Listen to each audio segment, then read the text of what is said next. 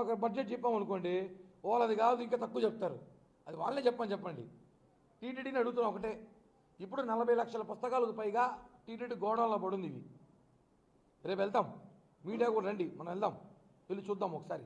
Permission తీసుకొని గోడౌన్లోకి వెళ్ళి TTD డబ్బులతో, అంటే మన డబ్బులతో, తిరుమల తిరుపతి దేవస్థానం డబ్బులతో ఎన్ని కోట్లు పెట్టి పుస్తకాలు కొట్టారు భగవద్గీత పేరుతో.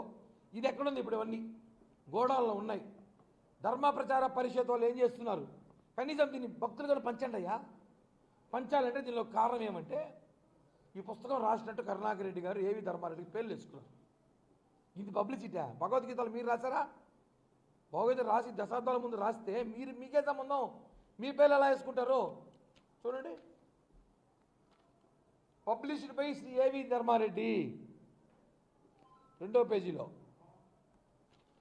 4వ పేజీలో మాట తప్పని మాట తిప్పని మీద మొత్తం చదవాలంటే ఇంకా టైం పడుతుంది.